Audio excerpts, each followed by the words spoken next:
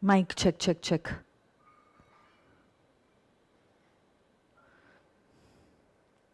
Am I audible, guys?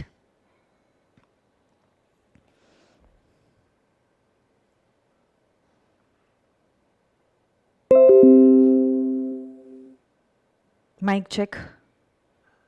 Am I audible and visible? Please let me know.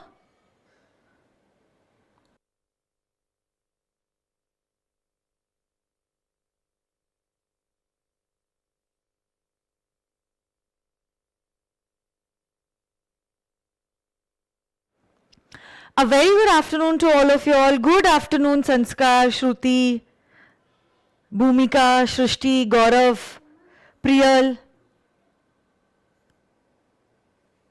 Okay. Thank you so much, Shrishti.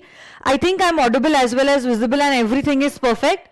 So I'll start with our lecture. Come on.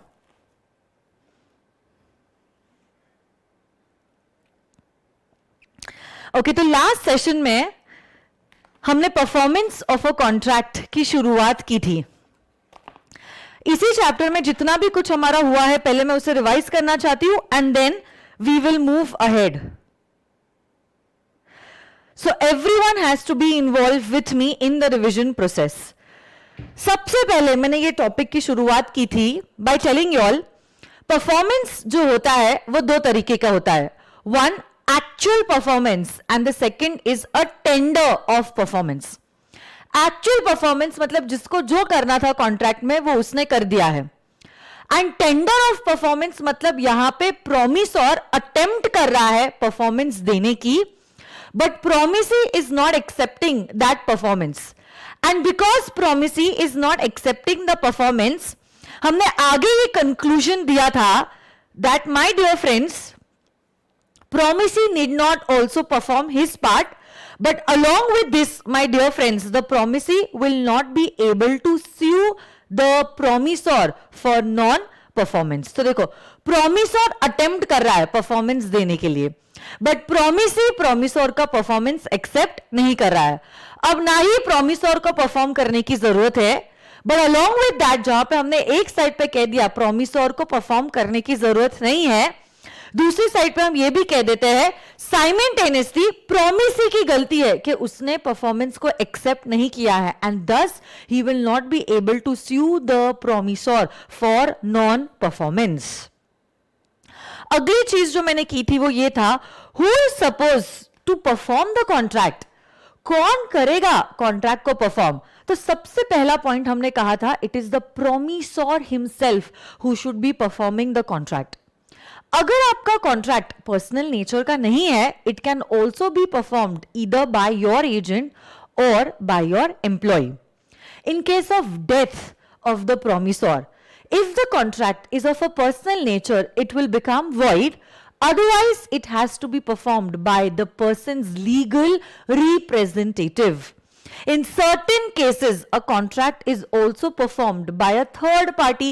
A, B और C का example मैंने दिया था, आपको screen पे नजर आ रहा होगा. यहां पे देखो, वैसे तो पेमेंट देना चाहिए था A को, बट A के बदले में उसका फ्रेंड जो है who is mister C, he is a third party to the contract, उसने पेमेंट जो है B को दिया है.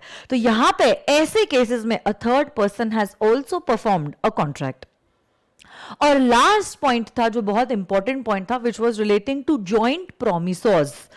Joint promisors are jointly and severally liable to perform on the contract. On the death of any of the joint promisors, his legal representatives along with the remaining joint promisors perform the contract. तीनों भी, चारों भी, सभी joint प्रोमिसर्स की death हो जाती है, सभी के legal representatives will perform the contract. Yes और नो गाइस? यस. अगला पॉइंट जो मैंने पढ़ाया था that was relating to succession and assignment. Succession में क्या हो रहा था? You are transferring your benefits as well as your rights, जबकि असाइनमेंट्स में you are only transferring your benefits. अब effect of refusal to accept the offer of performance, offer of performance मतलब tender of performance. Promisor bar bar attempt कर रहा है performance देने के लिए, बट प्रोमिसी परफॉर्मेंस को एक्सेप्ट नहीं कर रहा है। इस केस में एक्ट कहती है अब प्रोमिसोर को बार बार परफॉर्मेंस देने के लिए अटेम्प्ट करने की जरूरत नहीं है। He will be discharged from the contract, और उसको घबराने की भी जरूरत नहीं है, because now the promisee will not be able to sue the promisor for non performance. उसका अगला ही जो सेक्शन था that was relating to effect of refusal of a party to perform promise. यहां पे प्रोमिसोर जो है वो परफॉर्मेंस देने नहीं दे रहा है।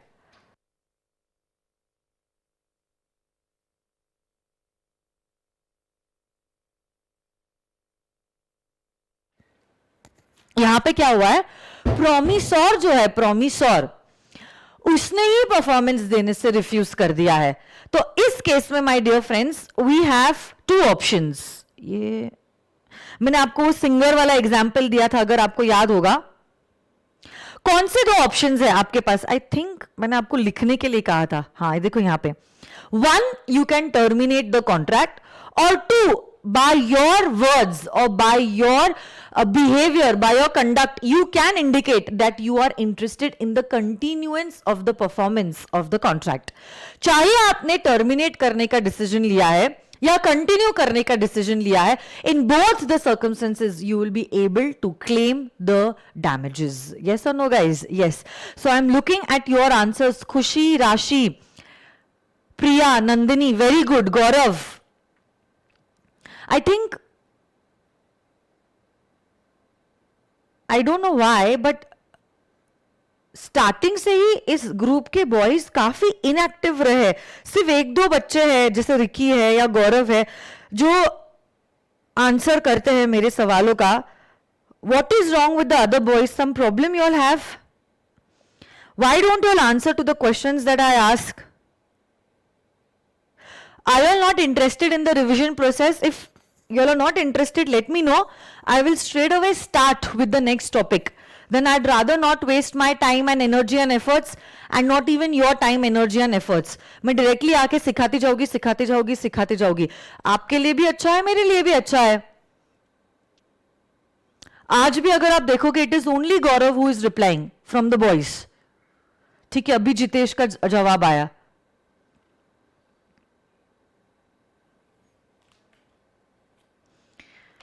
If you all don't want the revision process, please be frank and let me know कि मैम आप revision मत कराओ।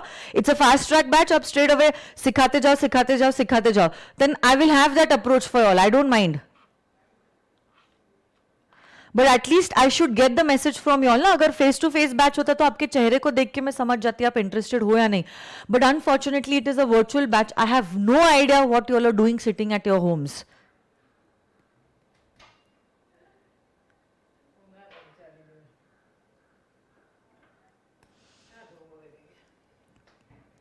अगला कॉन्सेप्ट जो मैंने पढ़ाया था that was relating to joint promisors and joint promises.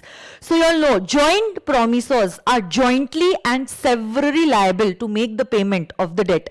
In fact they are equally liable. In case of the death of one of the parties, the legal representative along with the other survivors will make the payment. Yes or no guys? In case of death of all the parties, joint promisors, the legal representative of all the joint promisors will make the payment to the promisee. इसको कहते हैं as devolution of joint liability। इसी का reverse concept जो था that was relating to joint promisees। Joint promisees have a joint right to demand the performance. In case of death of one of the promisees, the legal representative along with others can demand for the performance. In case of death of all the joint promisees, the legal representative of all of them can demand the performance. This is known as devolution of joint rights. So I think this was the last topic that I had done. Now we will move ahead. आ जाइए। Okay. Time and place for performance of the promise.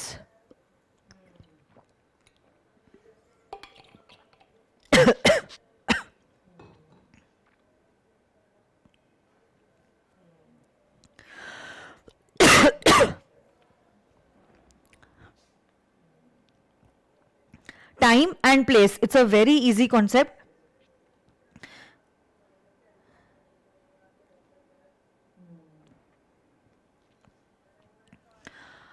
आपका जो contract है वो किस समय पे और किस जगह पे परफॉर्म किया जाना चाहिए. आपका जो कॉन्ट्रैक्ट है वो किस जगह पे और किस समय पे परफॉर्म किया जाना चाहिए. नाउ सबसे पहले तो लेट मी टेल यू, अगर कॉन्ट्रैक्टिंग पार्टीज ने आपस में डिसाइड किया है कि कौन से दिन पे कितने बजे और कौन से जगह पे परफॉर्मेंस करना चाहिए, कॉन्ट्रैक्ट के हिसाब से आप उसी समय पे, उसी दिन पे और उसी जगह पे कॉन्ट्रैक्ट को परफॉर्म करोगे. से फॉर एग्जाम्पल मेरा ये जो स्टूडियो है, उसी स्टूडियो का एसी जो है वो खराब हो गया है. Now I want the AC to be in a working condition. Otherwise taking the class is not possible because of the heavy equipments. तो अब मैं क्या करती हूँ, एसी रिपेयरिंग गाय को बुलाती हूँ और मैं कहती हूँ कि भैया संडे के दिन आप सुबह, या से फॉर एग्जाम्पल भैया आप संडे के दिन तक भी मैं क्यों रुकूं, मैं बोलती हूँ भैया आज के दिन आप शाम के 6 बजे आ जाना, तब तक मेरी क्लास जो है वो खत्म हो जाएगी. अब देखो मैंने स्पेसिफाई किया है, I have specified the place and that is my classroom. Along with the place, I have also specified the time and that is today in the evening, that is 6 p.m. तो जो जगह और जो समय मैंने बोला है उसी के हिसाब से, my dear friends, that particular AC repairing guy will have to come. But say for example मैंने उसको जगह नहीं बोली थी और मैंने उसको समय भी नहीं बोला था, then my dear friends, he will have to perform the contract at a reasonable place and at a reasonable time. What is the reasonable place and what is a reasonable time will depend upon the facts and circumstances of every case. तो अगर मैंने कहा है classroom का AC खराब हुआ है तो ऑब्वियसली बात है, क्या वो बंदा मेरे घर पर आएगा? नहीं. कहां आएगा? Reasonable place would be my classroom. समय क्या होगा? ऑब्वियसली बात है रात के 12 बजे, सुबह के 6 बजे. क्या वो बंदा एसी रिपेयरिंग के लिए आ सकता है? जी नहीं. He will have to come during a reasonable time. Reasonable time would be during your business hours.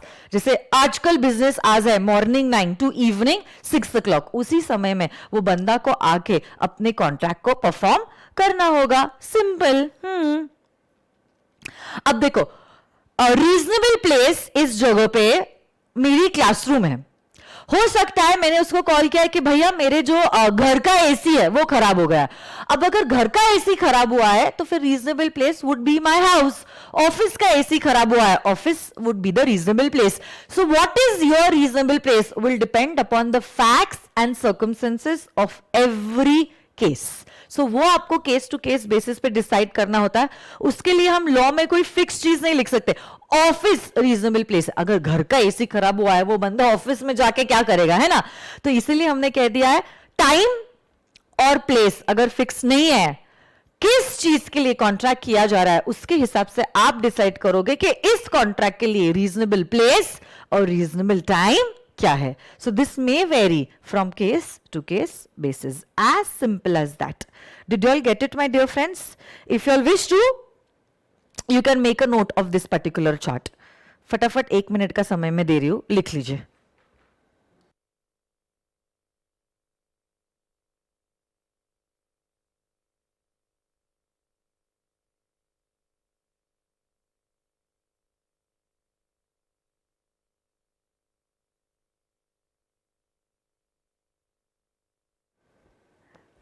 Look who is here for y'all.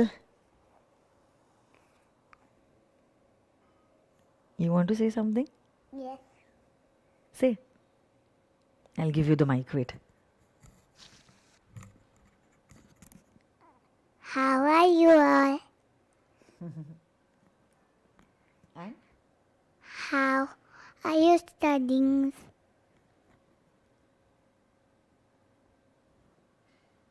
Bolo, don't Don't irritate your ma'am. Listen to your teacher. listen to your teacher. Okay, you're getting replies. Hello, Gianna. Hi, Gianna. Say hello. Hello. And thank you for my birthday wishes. Thank you for my birthday wishes. Love you guys. We are fine, बोल रहे. And you, how are you? Good.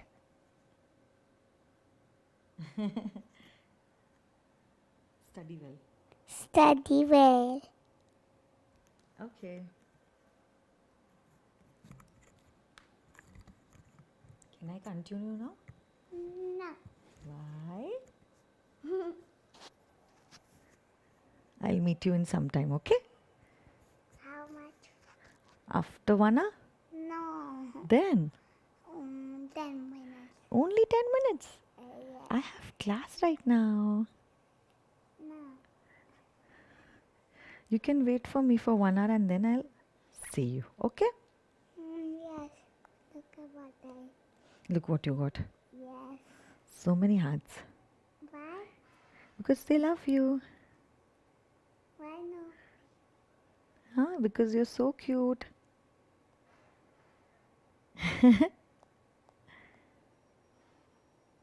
Okay. I will see you on the birthday. What? I will see what they are. Yeah. Okay, you want to see what they're sending you? Yeah. They're sending you hearts and smileys. And what are they sending you? They are not sending me anything. All these messages are for you only. Why are they carrying messages here? What are they telling you? Let me check. They are telling me, ma'am आज जियाना को ही पढ़ाने दो, मजा आ जाएगा. You want to teach them? I don't know. Okay, Chirag is asking you, in which class do you study? Which standard? With your That is school. And which standard?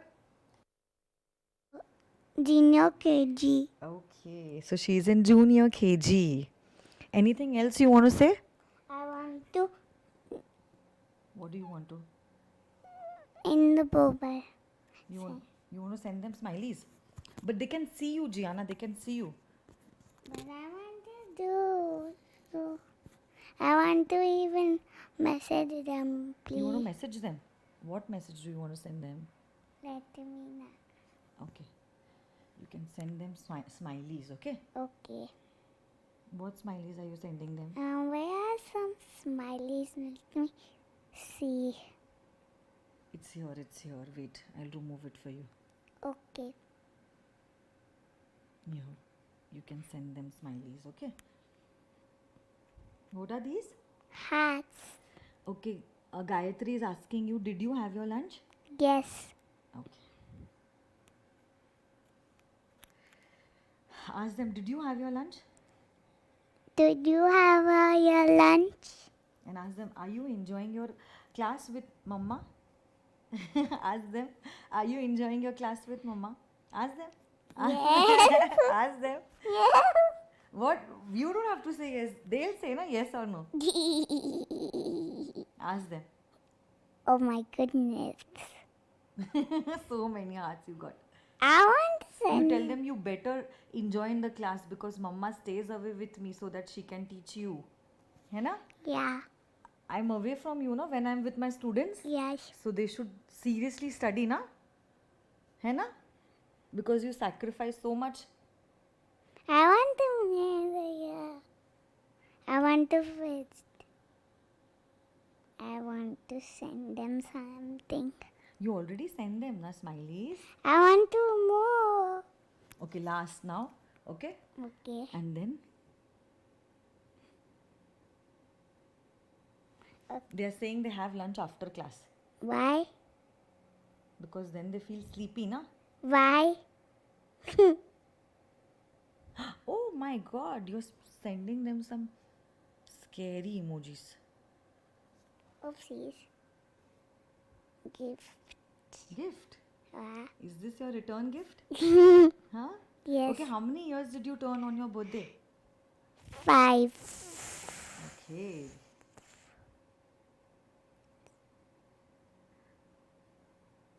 Okay, can I continue? Okay. Okay. Then can I get my phone now? No. How will I teach them. Okay, send them the smileys, na? 1 minute. Which one do you want to send? I'll help you. Where's the? Which one? Let me see which one I need it. My You want to send a rainbow? yes. It's here. Okay, send it to them. Rainbow, rainbow, rainbow, rainbow, rainbow. That's it, that's it. Can you tell me the colors of the rainbow? Red, orange, and green and blue and indigo and violet. Okay. Chalo. Now let me continue, okay? Only some rainbows and then rain.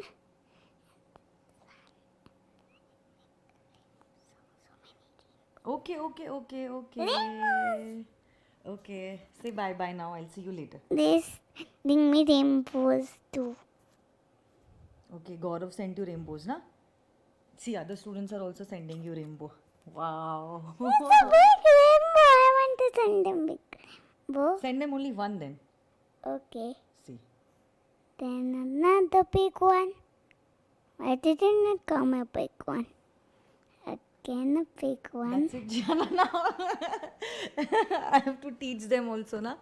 We'll chat later on after the class gets over. Tell them bye. Bye bye. I'm seeing the message. No, Jana, I chat with them. They answer to me on this phone. So I need the phone, okay? Just wondering when. Last one. Say bye. Wave to them. Bye. Okay. Check. So I think, yes. You all might be done with the writing part.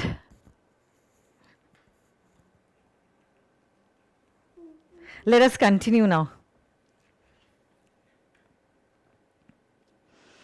Next topic is relating to performance of reciprocal promises. Reciprocals matlab kya? Basically, all those promises which are performed simultaneously are reciprocal promises. तो जैसे कि say for example, आप medical store में गए, आपने दवाई ली और पैसे दिए. What is this? This is nothing but it is a reciprocal promise. Yes or no, guys? So reciprocal promises have to be performed simultaneously. That is one after the other immediately. Reciprocal promises have to be performed. Reciprocal promises have to be performed simultaneously. Simultaneously means one after the other immediately. यहाँ पे आप medicine लोगे और पैसे दोगे. तो ऐसे ही रेसिप्रोकल प्रोमिसेस को परफॉर्म किया जाता है. But let me tell you one thing. कभी कभार क्या होता है कुछ कॉन्ट्रैक्ट्स में ओके एक्सप्रेसली कॉन्ट्रैक्ट में ही फिक्स किया जाता है the order of the performance. Don't move that जाना प्लीज. कुछ कॉन्ट्रैक्ट्स ऐसे होते हैं जहां पे क्या होता है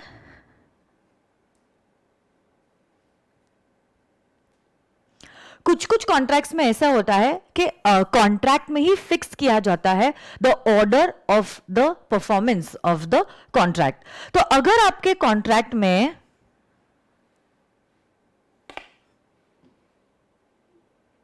जाना कैमरा थोड़ा सा मूव हो गया, शिफ्ट करोगे?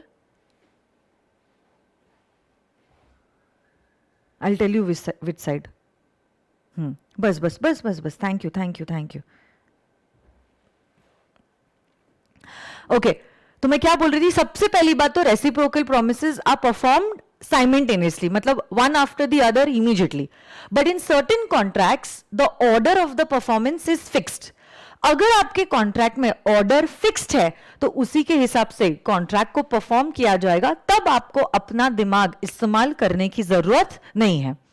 बट देखो कभी कभार कुछ कॉन्ट्रैक्ट्स का नेचर ऐसा होता है जहां पे द कॉन्ट्रैक्ट इटसेल्फ डिमांड्स कि ये पार्टी पहले परफॉर्म करेगी और बाद में ये वाली पार्टी परफॉर्म करेगी.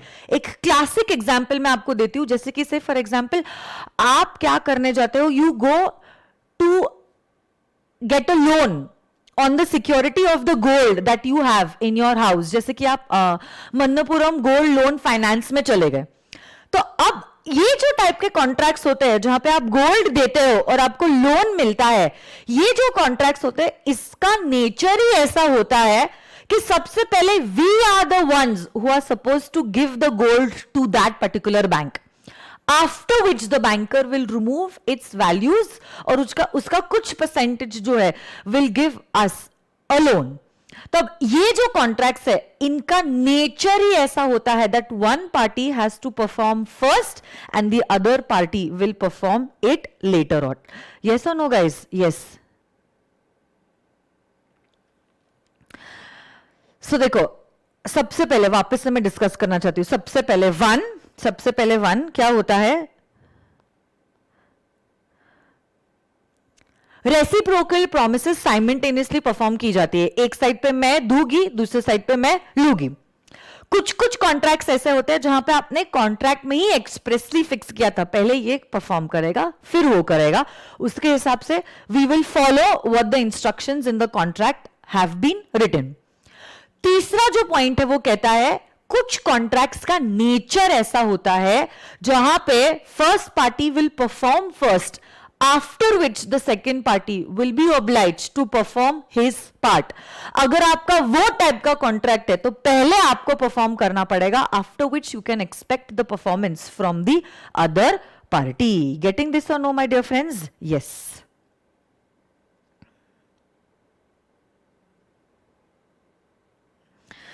So देखो, when contract consists of reciprocal promises to be simultaneously performed, simultaneously मतलब एक के बाद एक तुरंत, no promisor need to perform his promise unless promisee is ready and willing to perform his reciprocal promise। तो जब तक दोनों पार्टीज रेडी नहीं होते तब तक परफॉर्मेंस देने की जरूरत नहीं है।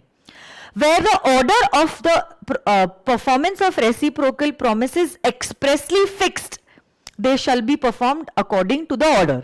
But जहां पे it is not expressly fixed, they shall be performed as the requirement of the nature of transaction। जैसे कि loan that is taken on security। Yes or no guys? Next, अगला section, section number 53, liability of the party preventing event on which contract is to take effect। अब देखो यहां पे क्या हुआ है, When a contract is consisting of reciprocal promises, okay, तो एक के बाद दूसरे को परफॉर्म करना होता है, and one party to the contract is preventing the other party from performing the contract। एक पार्टी दूसरे पार्टी को परफॉर्म करने से ही प्रिवेंट कर रही है, रोक रही है।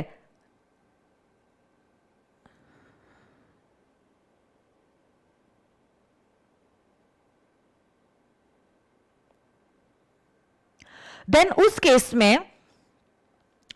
में एक्ट कहती है the contract becomes voidable, the contract becomes, underline the word voidable at the option of the party who is being prevented to perform the contract. The contract becomes voidable at the option of the party who is being prevented from performing the contract, and this party will be entitled to compensation from the other party for the loss in consequence of non performance of the contract। तो जैसे कि say for example, मैंने सबसे पहले आपको example दिया था शाहरुख और आमिर का, जहां पे आमिर गाड़ी बेच रहे थे और शाहरुख उसके बदले में 50 लाख रुपए दे रहे थे। आमिर ने कॉन्ट्रैक्ट को परफॉर्म करने के लिए बहुत बार अटेम्प्ट किया था, आज वो आ गए, देखो रीजनेबल प्लेस पे आए और रीजनेबल टाइम पे आए, कहा कि हे शाहरुख मैंने अपनी कार डिलीवरी के लिए लाई है, प्लीज गाड़ी लो और पैसे दो। आज शाहरुख कहता है नहीं नहीं, I am in a busy meeting today, please come tomorrow. कल भी आमिर आते हैं, आमिर को पता चलता है आज तो शाहरुख खान शूटिंग के लिए कहीं और दिल्ली चले गए हैं। वापस से तीसरे दिन आते हैं तो तीसरे दिन पता चलता है घर में कुछ पूजा वूजा चालू है, so he did not attend Aamir. So now Aamir बार बार परफॉर्मेंस को टेंडर करने की कोशिश कर रहा है, but Shahrukh is preventing Aamir to perform the contract. Act कहती है इस केस में the contract will become voidable, voidable मतलब able to be void at the option of Aamir. Aamir अगर चाहे और परफॉर्मेंस टेंडर कर सकते हैं, कि चलो सच में वो बिजी होगा, हो सकता है कुछ काम में है, ठीक है कोई बात नहीं, मैं कल आ जाता हूं, परसों आ जाता हूं, तो ऐसे और परफॉर्मेंस वो क्या कर सकता है, टेंडर कर सकता है। नहीं तो अब 3 बार तो वो ऑलरेडी आके जा चुके हैं, he can also treat the contract as void and he can ask for compensation from Mr. Shahrukh. So basically contract becomes voidable at the option of Aamir. वो चाहे तो वही कॉन्ट्रैक्ट को टर्मिनेट करवा सकते हैं और कॉम्पेंसेशन क्लेम कर सकते हैं, या तो अगर उनमें पेशेंस है तो फिर he can again tender the performance till the time Shahrukh does not accept the delivery of the car. So a very easy section. अगला point next. I think camera मैंने जियाना को शिफ्ट करने बोला था, so it's perfect. Please let me know, do I need to shift the camera?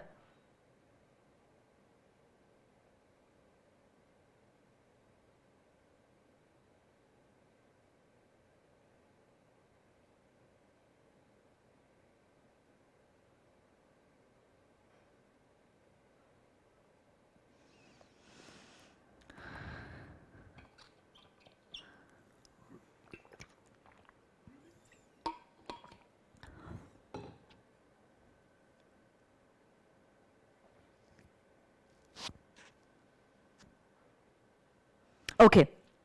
Next, effect of default as to that promise which should be performed first in contract consisting of reciprocal promises. कितना easy है ये section, मतलब common sense है।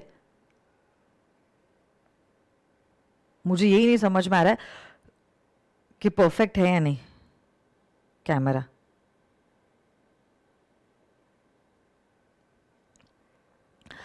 देखो ना, reciprocal promise है और जिस पार्टी को पहले परफॉर्म करना चाहिए था उस पार्टी ने परफॉर्म ही नहीं किया, तो ऑब्वियस सी बात है अगर पहली पार्टी ने परफॉर्मेंस नहीं दिया, the second party need not perform the contract.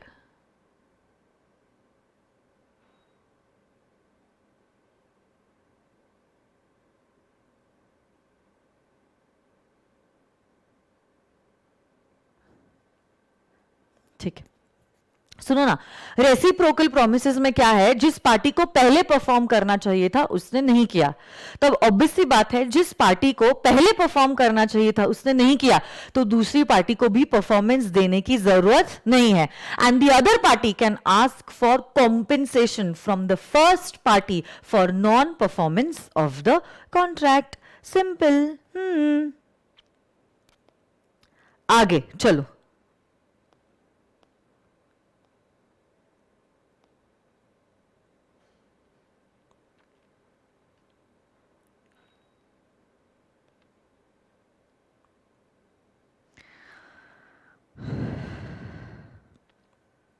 Effect of failure of performance at a fix time in a contract.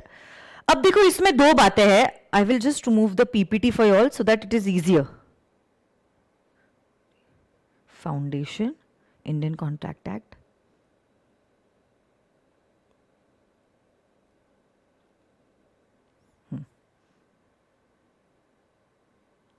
Yes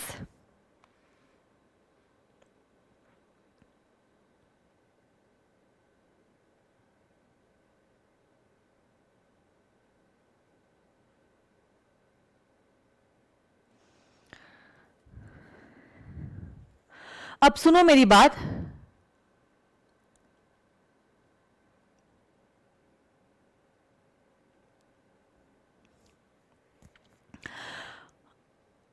कोई कॉन्ट्रैक्ट था और कॉन्ट्रैक्ट को समय के अंदर परफॉर्म करना बहुत जरूरी था, so basically time was the essence of the contract. Say for example you were getting married in the next month, तो आपकी शादी जो है से 9 जून को हो रही है और आपकी शादी के लिए you wanted to stitch a lehenga, so now you went to a designer and you told the designer कि 9 तारीख को मेरी शादी हो रही है, तो 1 तारीख तक आप लहंगा स्टिच करवा के रेडी रखना। यहां पे time is the essence of the contract, क्योंकि अब देखो अगर 9th को आपकी शादी है, 10 तारीख को लहंगा मिलेगा, एक दिन बाद, शादी के एक दिन बाद, तो भी उसकी value is 0, it has no value. Why? Because 100% value of this lehenga is only on the day of your marriage. But आपने कुछ दिन स्पेयर रखा और आपने कहा है जरूर 9th को मेरी शादी है, बट 1 तारीख तक डिजाइनर प्लीज ये लहंगा को रेडी रखना। अब देखो ये ऐसा कॉन्ट्रैक्ट है जहां पे time is the असेंस of the contract, जहां पे time is the असेंस of the contract. If time is the essence of the contract and you do not perform the contract within the time you had promised in the contract, designer ने promise किया था कि अगर आपकी 9 जून को शादी है, 1 जून तक वो आपका लहंगा रेडी रखेगा। 1 जून को आप उसके पास जाते हो, but he says I am really very sorry, अभी तक आपका लहंगा जो है वो कंप्लीट हुआ नहीं है, फिनिशिंग अभी तक बचा हुआ है। अब अगर उसने प्रॉमिस समय के अंदर आपको आपके गुड्स की डिलीवरी नहीं दी, आपके पास 2 ऑप्शन है। 1, you resign the contract and you claim the damages, say that lehenga was for 50,000 rupees. आप क्या करोगे? आप कहोगे कि अब ये लहंगा आपके पास ही रहने दो, मुझे आपसे ये लहंगा नहीं लेना है, ये 50,000 रुपए मैं आपसे कॉम्पेंसेशन लूंगा and I will buy a readymade lehenga. I don't want this lehenga from you. You keep it with you only. या तो आप कॉन्ट्रैक्ट को रिसाइन करो और डैमेजेस क्लेम करो, या तो my dear friends you can give the other party some extra time for performance. आप कह सकते हो लहंगा तो मैं आपसे ही लूंगा क्योंकि मैंने आपसे ही चॉइस की है, अब क्योंकि मैंने आपसे ही चॉइस की है, सारी चीजें आपसे ही डिस्कस की है and I am comfortable with you as my designer, तुम 2 दिन और ले लो बट लहंगे को अच्छे से फिनिश करके मुझे दे दो। सो यहां पे आप क्या कर रहे हो? उसको और समय दे रहे हो कॉन्ट्रैक्ट को परफॉर्म करने के लिए। You are not rescinding the contract, but अगर आपने उसको और समय दिया है, आपने खुद उसको समय दिया है और समय दिया है कॉन्ट्रैक्ट को परफॉर्म करने के लिए, you can not ask for compensation, क्योंकि आपने अपने हाथों से कॉन्ट्रैक्ट का समय जो है वो बढ़ाया है, इसलिए आप उनसे कॉम्पेंसेशन नहीं मांग सकते। तो देखो 2 ऑप्शन है, आप या तो और समय दो या तो इमीडिएटली कॉन्ट्रैक्ट को रिसाइन कर दो। आप और समय दो या तो कॉन्ट्रैक्ट को रिसाइन कर दो। और समय दिया मतलब कॉन्ट्रैक्ट वैलिड रहता है, कॉन्ट्रैक्ट को रिसाइन कर दिया मतलब कॉन्ट्रैक्ट वॉइड हो गया।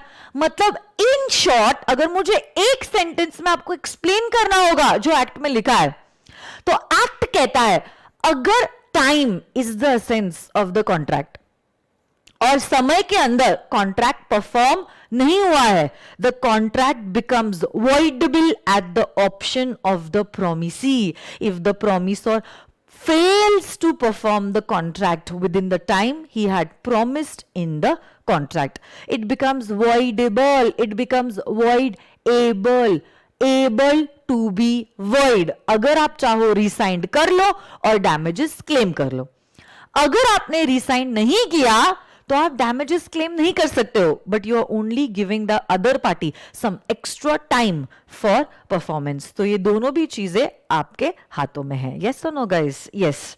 बट देखो there are certain contracts in which time is not the essential elements in a contract. अगर समय, time is not the essential element to a contract and the promisor fails to perform the contract within the fixed time, then the contract is not voidable. It is not voidable. It is not voidable मतलब आप contract को resign नहीं कर सकते हो, okay? But जरूर आप contract को रिसाइन नहीं कर सकते हो, बट डिलेड परफॉर्मेंस के लिए you can always claim for compensation from the other party. Getting this और no my dear friends? Yes.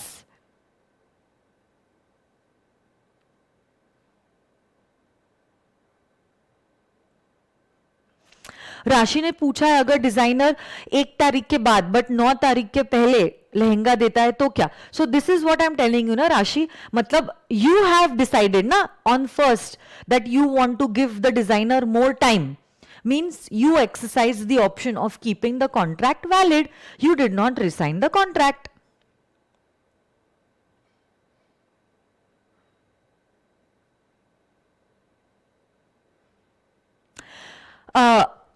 देखो राशि, आपका क्वेश्चन ही गलत है। अगर आपने यही नहीं बताया है कि आपकी वेडिंग 9th को है, जिस कारण के लिए आप ये लहंगा बना रहे हो, तो फिर वो ये पॉइंट में आएगा ही नहीं, because that time the other party was not aware that time is the essence of the contract. तो आपको बताना पड़ेगा ना कि ये लहंगा आपको शादी के लिए चाहिए और आपकी शादी 9th को है, you have to tell the other party that time is the essence of the contract. Otherwise फिर वो सेकंड कैटेगरी में आ जाएगा जहां पे रिसेशन पॉसिबल नहीं है, बट डिलेड परफॉर्मेंस के लिए आप कॉम्पेंसेशन क्लेम कर सकते हो, है ना. ठीक है राशि, नंदिनी.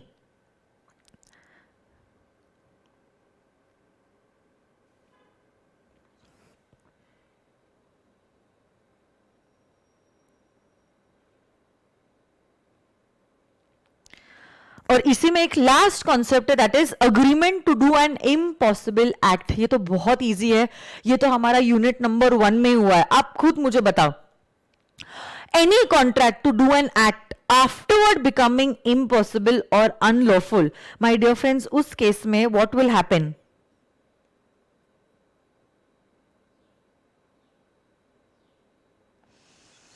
यहां पे क्या हुआ है,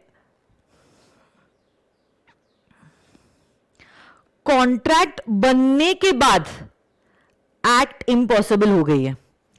So, say for example, we entered into a contract with each other to sell and purchase tobacco. Currently, dealing in tobacco is allowed. But contract enter करने के बाद, but performance के पहले से unfortunately महाराष्ट्र गवर्नमेंट ने टबैको में deal करना ban कर लिया. अब अगर महाराष्ट्र गवर्नमेंट ने टबैको में डील करना बैन कर दिया, उस केस में माय डियर फ्रेंड्स, जिस समय से टबैको में डील करना बैन हो जाता है, उसी समय से कॉन्ट्रैक्ट जो होता है बिकम्स वॉइड. उसी समय पे कॉन्ट्रैक्ट वॉइड होता है. So basically initially the contract was valid, but now it has become impossible because of the change in the law. जिस समय पे लॉ चेंज हुआ है, उस समय से कॉन्ट्रैक्ट को परफॉर्म करना इम्पॉसिबल हो गया है, तो उसी समय से माना जाएगा कि कॉन्ट्रैक्ट वॉइड हो चुका है. Next, compensation for loss through non-performance of an act known to be impossible or unlawful. So where one party who has promised to do something which he knew, and the promisee did not know to be impossible, such promisor must make compensation to promisee for any loss which the promisee sustains through the non-performance of the contract. यहाँ पे क्या हुआ है? One party knew that performing the contract was impossible. Say for example, आपने दूसरी party के साथ contract enter किया है to sell 1000 kgs of rice. अब आप जानते थे कि 1000 kgs ऑफ राइस जिसकी डीलिंग आप दूसरी पार्टी के साथ कर रहे हो, वो माल ऑलरेडी खराब हो चुका है, ऑलरेडी उसको कीड़े लग चुके हैं और वो खराब हो चुका है. फिर भी आप दूसरी पार्टी के साथ कॉन्ट्रैक्ट एंटर करते हो. दूसरी पार्टी को नहीं पता था कि वो जो सब्जेक्ट मैटर है वो डिस्ट्रॉय हो चुका है बाय दोज इंसेक्ट्स.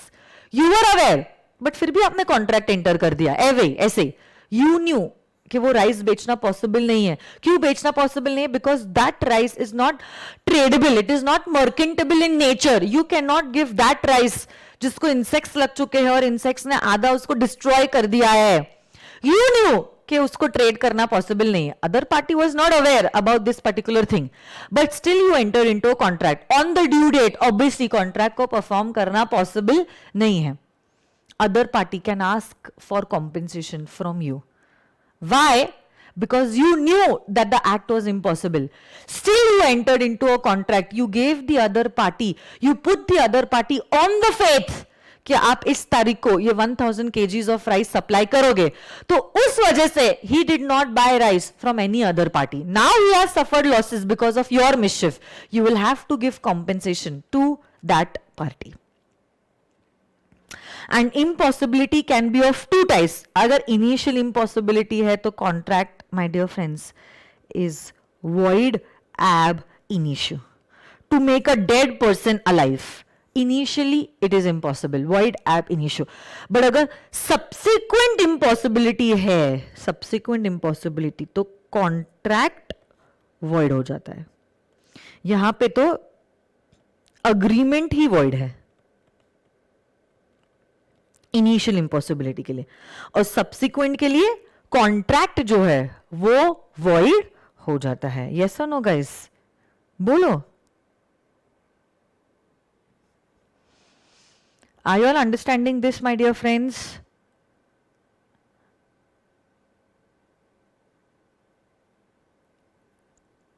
हाँ या ना?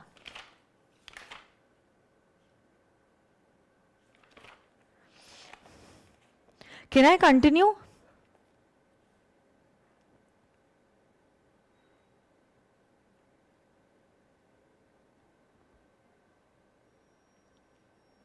Okay, next point. Appropriation of payment.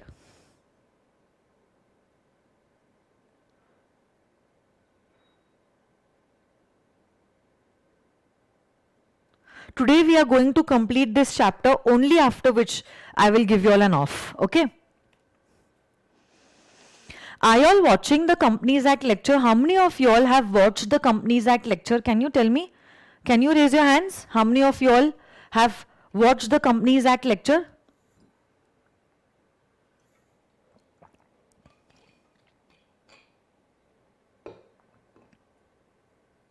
I will continue till the time this unit gets over, okay?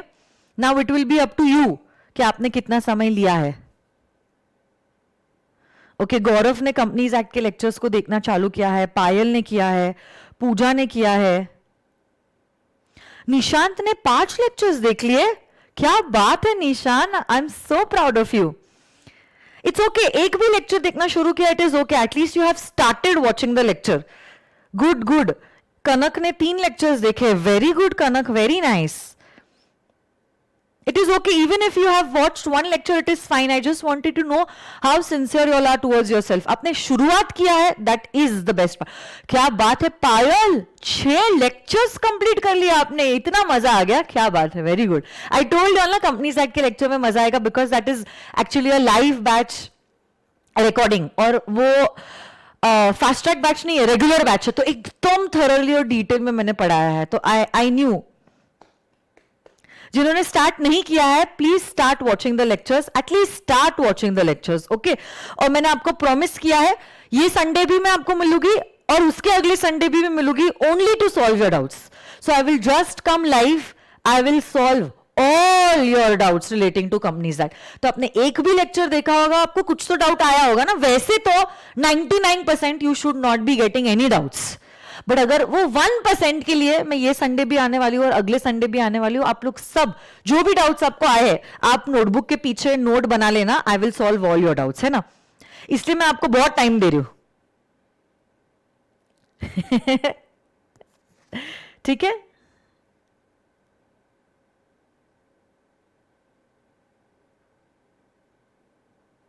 Good Nishant, I am so proud of you. And Payal, very nice, very nice. So you all start watching the lectures. जितने भी आपने lectures देखे होंगे और जो भी doubts होंगे, हम लोग ये संडे भी मिलेंगे. जिनको कोई कारण के वजह से, जेन्युइन कारण ही मैं अज्यूम कर रही हूं, आप लेक्चर्स नहीं देख पाए, अगले संडे वापस मैं आपके पास आऊंगी और मैं आपके बाकी के डाउट सॉल्व करूंगी, है ना.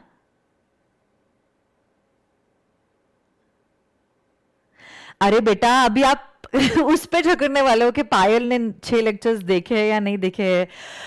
उसकी सच्चाई उसके साथ है ना. नुकसान होगा तो उसका होगा और फायदा होगा तो उसका होगा. आप क्यों टेंशन ले रहे हो. यस लक्ष्य, I knew that you will not get any doubts. Actually मुझे थैंक करने से ज्यादा यू शुड थैंक जियाना. वो हमेशा जब मैं क्लास के लिए जाती हूँ बोलती हूँ कि मैम, मम्मा आप कितनी देर में आओगे, मैं आपके लिए वेट कर रही हूँ. एंड यू नो, जब मैं घर से, जैसे अभी मैं घर से ले रही हूँ, she will wait for me outside the room. वो रूम के बाहर ही तब तक वेट करेगी जब तक मेरी क्लास खत्म नहीं होती है. She will stand over there, she will sit over there, but she will not move, waiting for me to come. चलो.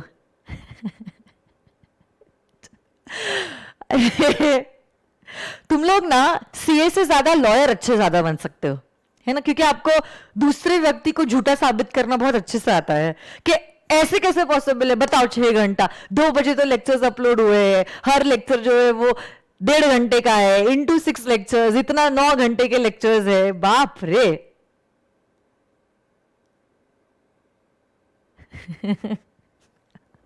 आ जाओ. I'm really very happy for those students who have started to watch those lectures. Those who have not started to watch the lectures, please, it is a personal request. एक lecture तो आप हर रोज देखते जाओ.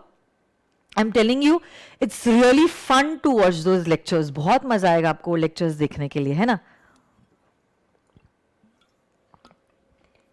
और जितने जल्दी आपका कोर्स कंप्लीट होगा, उतना ज्यादा समय आपको सेल्फ स्टडी के लिए मिलेगा.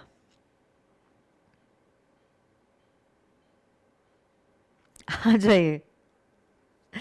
Okay. Appropriation of payment, section number 59, 60 and 61.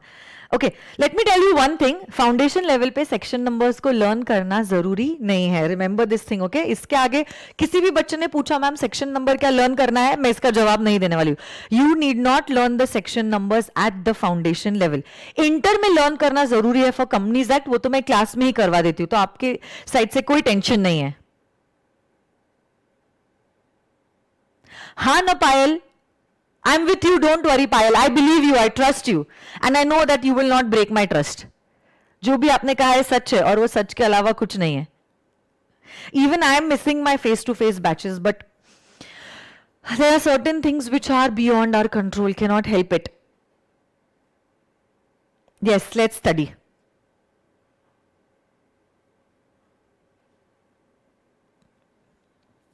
Okay, listen. Sometimes what happens is a single debtor owns several debts to the same creditor. एक ही debtor है, एक ही creditor है. And this debtor is owning several debts to the same creditor and has to make payment. And the payment that he is making is not sufficient to discharge all the debts. He is owning multiple debts. Okay. तो जैसे कि अगर आप यहां पे देखोगे, as on today, इसकी date कुछ चेंज कर देती हूं.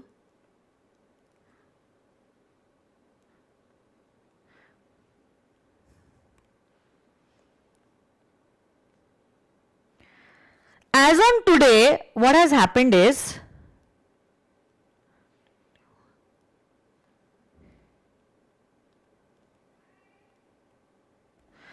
as on today, this Mr. D is the debtor, has to make payment in all totally 8 lakh rupees to Mr. C. So who is C? C is the creditor. Who is D? D is the debtor. एक ही debtor को, एक ही creditor को multiple payments देने हैं. एक ही debtor को, एक ही creditor को multiple payments देने हैं. और ये जो पेमेंट है, इसका टोटल अमाउंट जो है, it is coming up to ₹8 lakhs. अब देखो, कुछ अमाउंट जो है that had become due, date due on 1st January 2019. Some debt is due on 1st January 2020 and some debt is due on 1st January 2021. ऐसे करके 1 लाख, 5 लाख, 2 लाख. आज के दिन पे अगर देखेंगे टोटल अमाउंट जो ड्यू है from mister D, that is equivalent to ₹8 lakhs. आज क्या हुआ है, से फॉर एग्जाम्पल कुछ अमाउंट डी ने सी को दिया है. आज क्या हुआ है, कुछ अमाउंट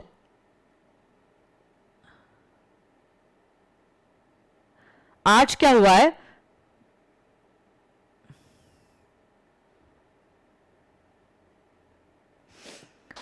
कुछ पेमेंट डी ने सी को दिया है. अब क्वेश्चन ये अराइज होता है, जो पेमेंट डी ने सी को दिया है, ये पेमेंट कौन से डेट की तरफ है? Is it towards date number 1, date number 2 और date number 3? Say for example आज पेमेंट 3 लाख का दिया है, तो ये 3 लाख रुपए क्या फर्स्ट डेट की तरफ है, सेकंड डेट की तरफ है या थर्ड डेट की तरफ है?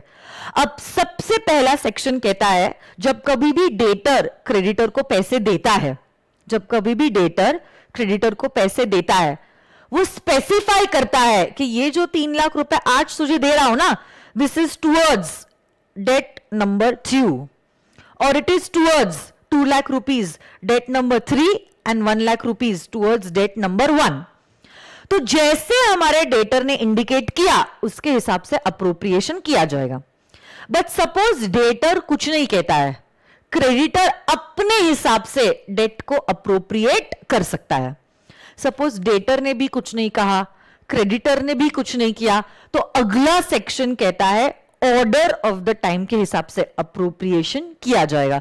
मतलब सबसे पहले जो डेट ड्यू हुआ है उसका पेमेंट पहले, उसके बाद का पेमेंट बाद में, और आखिरी वाला पेमेंट एंड में. So this is all about section number 59, 60 और 61.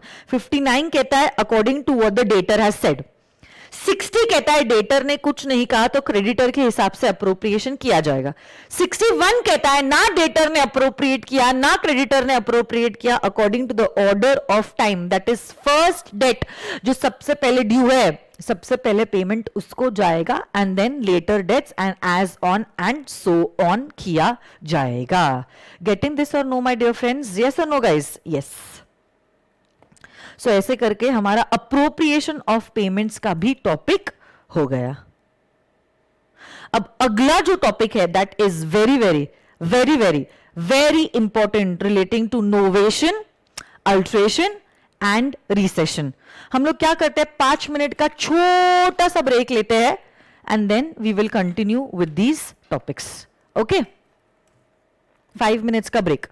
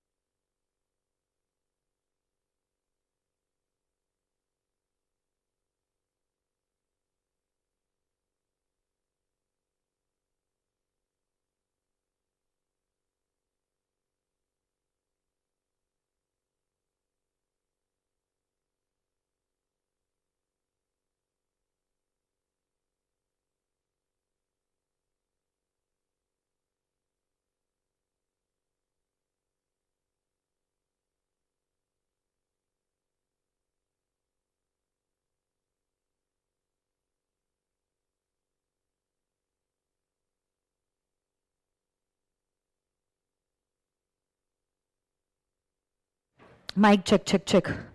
Okay, am I audible and visible? Is it perfect?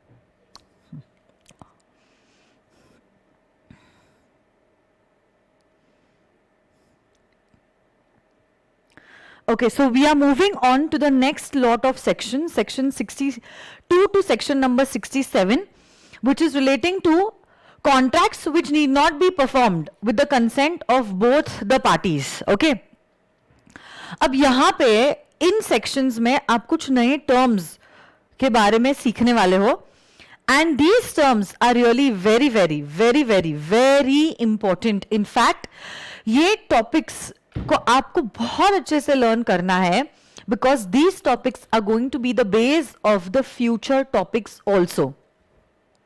सबसे पहला टर्म जो है that is relating to novation. That is relating to what?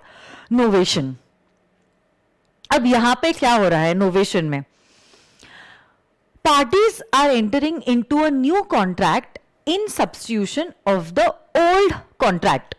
Parties are entering into a new contract in substitution of an old contract.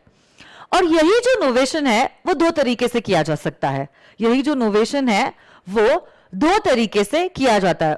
वापस से सुनो मेरी बात. यहां पे क्या हुआ है? Parties have entered into a new contract in substitution of an old contract, and this novation can be done by two veg.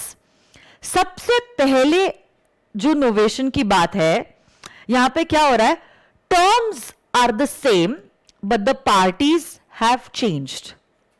The terms are the same but the parties have changed. But देखो, जब parties change होती है, there is only one party who has changed. One party is constant. Let me give you an example. Say for example, A ने अपना जो घर है B को रेंट पे दिया है. So A is the landlord and B is the tenant. A is the landlord and B is the tenant. और यही लैंडलॉर्ड ने टेनेंट को अपना घर 11 महीने के लिए दिया हुआ है on the terms that, okay, यहां पे घर के बदले हम कह सकते हैं शॉप. ए ने अपना शॉप जो है बी को दिया है on rent. Okay, so I am really very sorry, please correct, I want to correct whatever I have said. A ने अपना शॉप बी को दिया था रेंट पे फॉर 11 मंथ्स, और रेंट था a percentage of the revenue. तो जो भी रेवेन्यू होता है शॉप का, उसका 10% will be given by B to A as rent. Contract किसके बीच में हुआ है? ए और बी के बीच में हुआ है. अब देखो, 5 months back B sold his business to C. 5 months later, after 5 months, B sold his business to Mr. C. So C became the new tenant. C became the new tenant. So basically, अब original contract जहां A और B के बीच में था, अब contract हो गया है between A and C. Terms are the same, but the parties have changed. Terms are the same, but parties have changed. उसी को कहते हैं novation. We have entered into a new contract. Old contract था A और B के बीच. इसी contract के substitution में now a new contract has been entered wherein the terms are the same but the parties have changed. इसी को क्या कहते हैं बोलो तो बच्चों? Novation. So this is the first part of novation. But novation can also happen in some other way. That is point B. Novation का ही point B. If you want to make a note of these examples, please make a note of it along with me, okay? So you can take the photos, write it down later on, or simultaneously you can make a note as you all wish. सुनो ना, यहाँ पे क्या हुआ है? यहाँ पे parties are the same, but there is a major change in the terms of the contract. Parties are the same, but there is a major change in the terms of the contract. Look, A entered into a contract with B wherein he wanted to give his shop on rent for 11 months and rent was on 10% revenue basis. A entered into a contract with B जहां पे उसने अपना shop B को rent पे दिया था 11 महीनों के लिए and rent was a percentage of the revenue, that was 10% of the revenue. अब देखो क्या हुआ है, contract is between A and B only, parties are the same, parties are still the same, parties are the same, but now 5 महीने बाद A और B ने आपस में डिसाइड किया है कि रेंट हमें फ्लक्चुएटिंग नहीं रखना चाहिए, फिक्स्ड बेसिस पे रखना चाहिए, and now they have agreed to give and take rent of ₹20,000 per month. तो देखो, नोवेशन और एक तरीके से भी हो सकता है, parties are the same but the terms have changed. But please make a note, ये जो terms में change हो रहा है, it is a major change in the terms of the contract.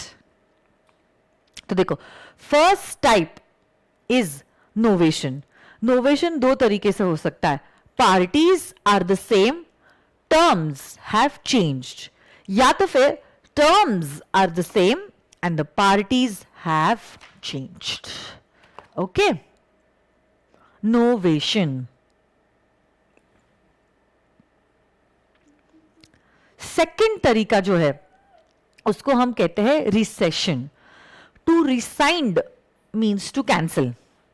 To rescind means to cancel. जब कभी भी rescission की बात होती है, my dear friends, the contract is discharged. Contract ही डिस्चार्ज हो जाता है. और अगर कॉन्ट्रैक्ट डिस्चार्ज होता है, ऑब्वियसली बात है, both the parties to the contract need not perform the contract. Old contract ही कैंसिल हो जाता है और ओल्ड कॉन्ट्रैक्ट के बदले में there is no new contract that is made.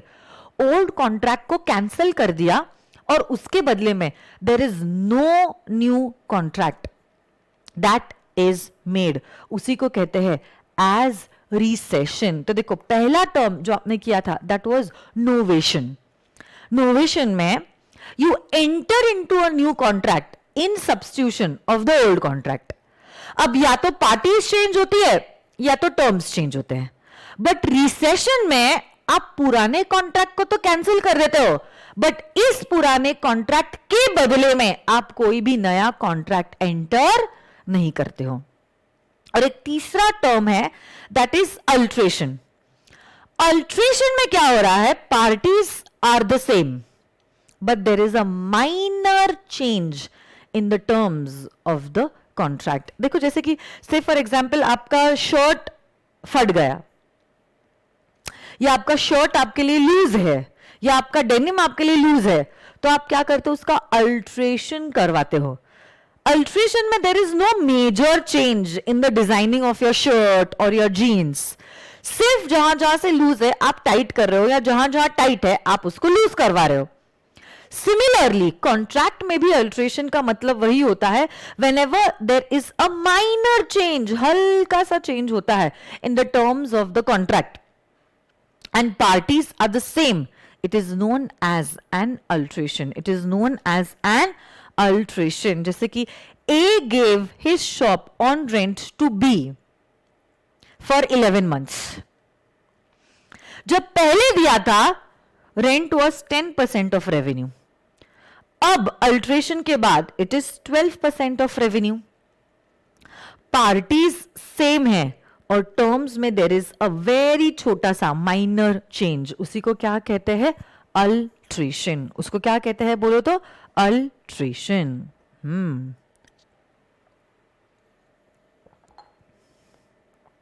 So did you all understand this my dear friends? 3 concepts हमने देखे हैं. 1 नोवेशन, सेकेंड रिसेशन और तीसरा अल्ट्रेशन. नोवेशन में you enter into a new contract in substitution of the old contract. जब आप contract को resign करते हो, आप सिर्फ पुराने कॉन्ट्रैक्ट को कैंसिल करते हो and no new contract is formed. And alteration में there is a very minor change in the terms of the contract. Okay, is it clear, my dear friends? Okay, very good. Good. Khushi, Gaurav, Alok, Vishwas, Pooja, very nice. Nishant पूछ रहा है कि कैसे पता चलता है innovation है या alteration. When there is a minor change, it is an alteration. When there is a major change in the terms of the contract because of which you have to substitute the contract as a whole, it is a novation. Okay?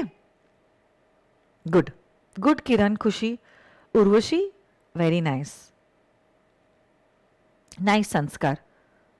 Okay. Promisee, next point पढ़ते चलो. Promisee may waive or remit performance of the promise.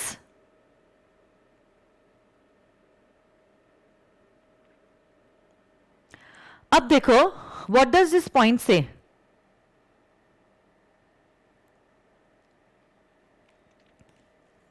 Wave of कर देना मतलब क्या करना? छोड़ देना. Wave of कर देना मतलब क्या कर देना? छोड़ देना. तो या तो आप आपकी कंप्लीट राइट्स को वेव कर सकते हो या तो कुछ हिस्से को वेव ऑफ कर सकते हो. जैसे कि से फॉर एग्जाम्पल मेरी क्लास के लिए आपको मुझे देने हैं जस्ट फॉर एग्जाम्पल 5,000 रुपीज. अब आपको मैं कहती हूं ठीक है आपने 5,000 रुपए ना दिए, 3,000 दे दिए तो भी चलेगा.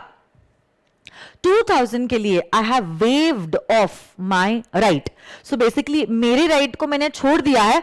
आपकी ड्यूटी को अब आपको पूरी तरह से परफॉर्म करने की जरूरत नहीं है. 5,000 ना देते हुए आपने 3,000 दे दिए तो भी चलेगा.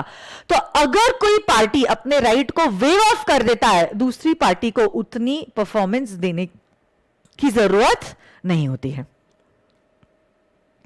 Restoration of benefit under a voidable contract. Yes, अगर कोई भी वॉइडेबल कॉन्ट्रैक्ट है, वॉइडेबल छोड़ो, even if there is a void agreement, आपको रिस्टोरेशन का रूल अप्लाई करता है और बेनिफिट्स रिस्टोर करने पड़ते हैं.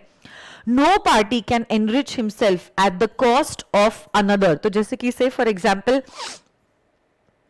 वॉइडेबल कॉन्ट्रैक्ट का मैंने आपको एग्जाम्पल दिया था, जहां पे क्या हुआ था, ओल्ड फादर को बेटे ने बोला था कि आपकी सारी प्रॉपर्टी मेरे नाम पे करवा दो तो ही मैं आपका ध्यान रखूंगा. अब बूढ़े पिताजी कोर्ट ऑफ लॉ में जाते हैं एंड ऑब्वियसली ही प्रूव्स कि अनड्यू इन्फ्लुएंस में कॉन्ट्रैक्ट एंटर किया गया है, तो कॉन्ट्रैक्ट वॉइड हो जाएगा. जो भी प्रॉपर्टी बेटे के नाम पे करी गई थी अब वो वापस से पिताजी के नाम पे की जाएगी by the order of the court. तो जो भी बेनिफिट इसके वजह से अनड्यू इन्फ्लुएंस की वजह से बेटे को मिला है वो वापस से पिताजी को रिस्टोर किया जाएगा. उतना ही नहीं, कोई कॉन्ट्रैक्ट अगर वॉइड भी होता है, याद कीजिए वो घर वाला एग्जाम्पल, आपने कॉन्ट्रैक्ट 1 तारीख को किया था, 10 तारीख को परफॉर्म होने जाने वाला था, बट कॉन्ट्रैक्ट होने के बाद और परफॉर्मेंस के पहले 7 तारीख को ही घर बर्न हो जाता है, जल जाता है, जल के खाक हो जाता है, कॉन्ट्रैक्ट वॉइड हो जाता है. उसमें आपने कुछ टोकन अमाउंट दिया था, किसी ने मुझे पूछा भी था मैम वो टोकन अमाउंट का क्या होगा. ये टोकन अमाउंट अब आपको रिटर्न करना जरूरी है. टोकन अमाउंट आपको रिटर्न करना जरूरी है because you can not enrich yourself at the cost of somebody else. आप घर नहीं दे रहे हो तो जो 2 लाख रुपए घर के बदले में मिले थे वो तो आपको रिटर्न करने ही पड़ेंगे.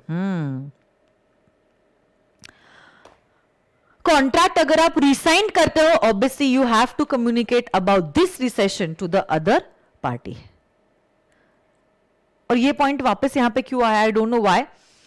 अगर आप प्रॉमिसी को रीजनेबल कंडीशंस नहीं देते हो कॉन्ट्रैक्ट को परफॉर्म करने के लिए, he will be discharged on the performance of the contract. बार बार आमिर आ रहे हैं गाड़ी बेचने के लिए, शाहरुख उसको एक्सेप्ट नहीं कर रहे, Shahrukh will be discharged performing the contract.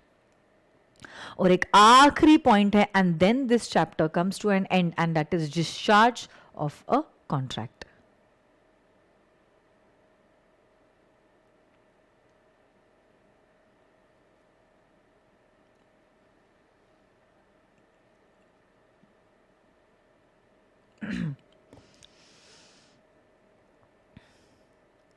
सबसे पहला तो कितना इजी पॉइंट है, डिस्चार्ज बाय परफॉर्मेंस। कब कोई कॉन्ट्रैक्ट डिस्चार्ज हो जाता है? जिसको जो करना था वो उसने कर लिया। आमिर ने गाड़ी दे दी, शाहरुख ने पैसे दे दिए, क्या कॉन्ट्रैक्ट डिस्चार्ज हो जाएगा? हाँ, इसी को कहते हैं actual performance. But I told you sometimes they can also be attempted performance. बार बार प्रोमिसोर आ तो रहा है परफॉर्मेंस देने के लिए, बट प्रोमिसी ही प्रोमिसोर का परफॉर्मेंस एक्सेप्ट नहीं कर रहा है। उस केस में आपको याद है मैंने लिखा भी था, my dear friends, the promisor will be discharged from the performance, he need not perform his obligation. अब उसको परफॉर्मेंस देने की जरूरत नहीं है। तो चाहे एक्चुअल परफॉर्मेंस है या अटेम्प्टेड परफॉर्मेंस है, दोनों भी केस में कॉन्ट्रैक्ट डिस्चार्ज हो जाता है। सेकंड, डिस्चार्ज हुआ है बाय म्यूचुअल अग्रीमेंट। जहां पे म्यूचुअली आपने पहले कॉन्ट्रैक्ट बनाया था, अब म्यूचुअली आपने कॉन्ट्रैक्ट को डिस्चार्ज कर दिया है, और यही डिस्चार्ज हो सकता है, अभी मैंने आपको पढ़ाया था, नोवेशन से, रिसेशन से, या तो फिर अल्ट्रेशन से। नोवेशन में क्या डिस्चार्ज हो रहा है? पुराना कॉन्ट्रैक्ट डिस्चार्ज हो रहा है, हाँ, बट नया कॉन्ट्रैक्ट परफॉर्म करना पड़ेगा। रिसेशन में तो कॉन्ट्रैक्ट ही कैंसिल हो जा रहा है, जिसके बदले में no new contract is been made. Alteration में पुराना टर्म डिस्चार्ज हो रहा है, कॉन्ट्रैक्ट टोटली डिस्चार्ज नहीं हो रहा है। अब आपको पुराने टर्म्स के हिसाब से कॉन्ट्रैक्ट को परफॉर्म करने की जरूरत नहीं है, ठीक है। Next, discharge by impossibility of performance. अब देखो, if the contract is initially impossible of being performed, making a dead person alive, finding treasure by magic, तो कॉन्ट्रैक्ट तो वॉइड ab initio है, तब तो कॉन्ट्रैक्ट बनेगा ही नहीं। बट अगर सुपरवेनिंग इम्पॉसिबिलिटी आई, मतलब जब कॉन्ट्रैक्ट बना था तब वैलिड था, बट बाद में ऐसा कुछ हुआ जैसे कि लॉ में चेंज हो गया, सब्जेक्ट मैटर ही डिस्ट्रॉय हो गया, तो या तो वॉर डिक्लेयर हो गई, इस केस में then the contract becomes void, contract void हो जाता है, अब आपको परफॉर्म करने की जरूरत नहीं है। Fourth point, sometimes a contract can also get discharged by lapse of time, जैसे कि a time barred date is the best example for this particular point. अगर कोई डेटर और क्रेडिटर है और डेटर ने डेट ड्यू होने के 3 साल तक पेमेंट नहीं दिया और ना ही क्रेडिटर ने उसकी डिमांड की, अब my dear friends, according to the limitation act 1963, the creditor will lose his right to ask for the payment of that amount and the contract will get discharged. अब कानून के हिसाब से क्रेडिटर के पास कोई अधिकार नहीं है डेटर से ये पैसा मांगने का। अगला point, sometimes a contract also gets discharged by operation of law. A best example could be when a contract is of a personal skill and the contracting party dies. Say for example, there is a very famous heart surgeon in Pune, और से आपके बड़े पापा जो है, he wanted to get a heart surgery from that surgeon only, and you took his appointment, say for 15th of May. Unfortunately, उसके पहले उनकी डेथ हो गई. Obviously, you cannot get the heart surgery done by his son. Say his son is a painter, he's an artist. How can an artist do that? So if the contract is of a personal skill, by the death, automatically by operation of law, the contract will become void. ये जो point है, please keep it pending, breach of contract, because this point is going to be covered in the next unit. Refer unit 5. Unit 5 बात ही करता है breach of contract के बारे में. So this point is a pending point. Next, point number 7. Promisee may waive off or remit the performance of the promise. Of the promise. तो जैसे मैंने आपको कहा, आपको 5,000 देने की जरूरत नहीं है, आपने 3,000 भी दिए ना तो भी चलेगा. अब 2,000 के लिए आपका परफॉर्मेंस डिस्चार्ज हो चुका है, आपको 2,000 रुपए देने की जरूरत नहीं है. Next point, effect of neglect of promisee to afford the promisor reasonable facilities for performance. से मेरे क्लासरूम का एसी खराब हो गया, बार बार वो रिपेयर वाला आ रहा है, बट मैं उसको कह रही हूँ भैया अभी नहीं, बाद में आओ, अभी मुझे बाहर जाना है, अभी मेरी तबीयत ठीक नहीं है, अभी मेरी क्लास चालू है, अभी ये, अभी वो, अभी ऐसा, अभी वैसा. अब अगर आप उस बंदे को रीजनेबल जगह नहीं दे रहे हो, समय नहीं दे रहे हो परफॉर्मेंस की, तो अब उसमें गलती नहीं है. कुछ समय वो अटेम्प्ट करेगा परफॉर्मेंस देने के लिए, आफ्टर विच कानूनी कहेगा that he will be discharged from the performance because you did not allow him, you did not give him reasonable facilities to perform his part. और एक लास्ट पार्ट है merger of rights. जब आपके inferior rights और superior rights coincide हो जाते हैं, inferior rights superior rights में merge हो जाते हैं और inferior rights को आपको perform करने की जरूरत नहीं है. I will give you an example for this. I'll just check whether it's written or no.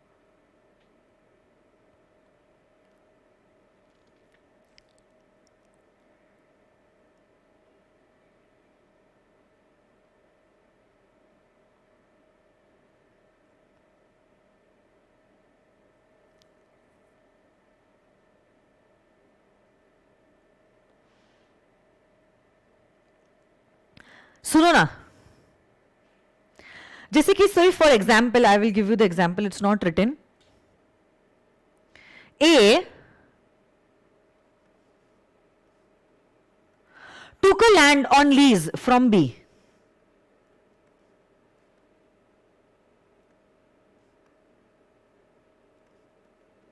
ठीक है, ए ने क्या किया, बी से एक लैंड लीज पे लिया. कुछ समय बाद he purchased it.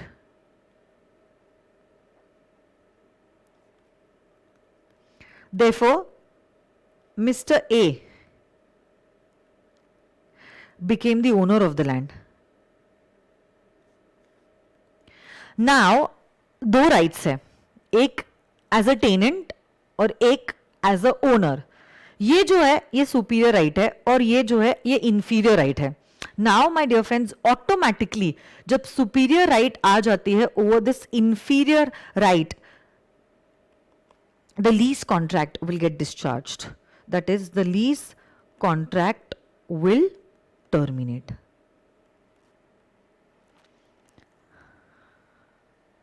Okay? तो ऐसे केसेस में इंफीरियर राइट अगर सुपीरियर राइट में मर्ज हो जाते हैं, मर्जर के बाद इंफीरियर राइट वैनिश हो जाते हैं and they are not required to be performed, that is they will get discharged. Yes or no, guys? So this is all about unit number 4, which is relating to performance of a contract. Yes or no, guys? And I want to give you all a homework. What is going to be your homework? Listen to me.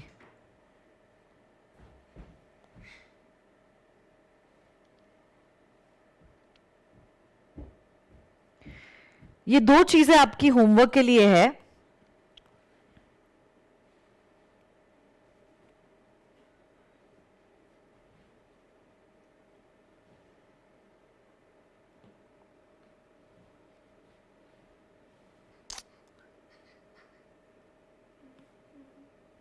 अरे यार,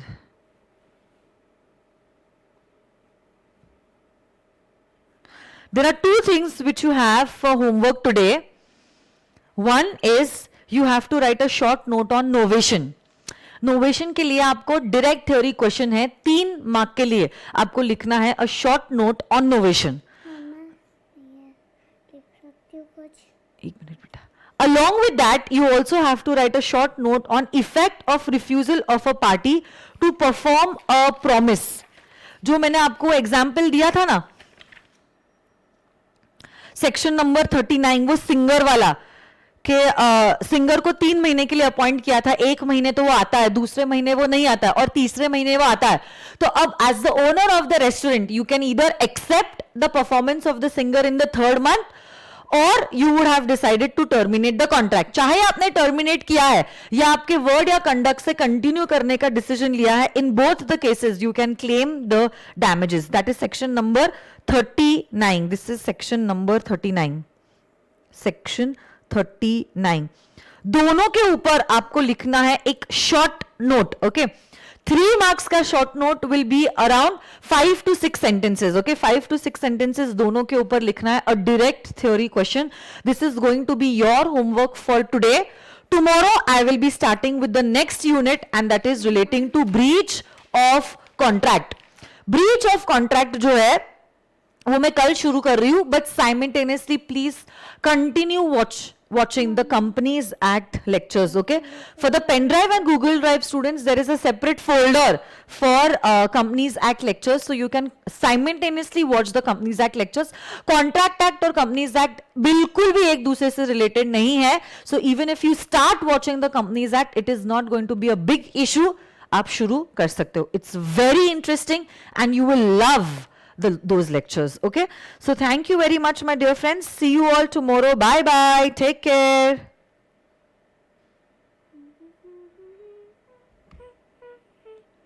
मम्मा, मम्मा मैं इस pen से लिख सकती हूँ? Just 1 second, बेटू.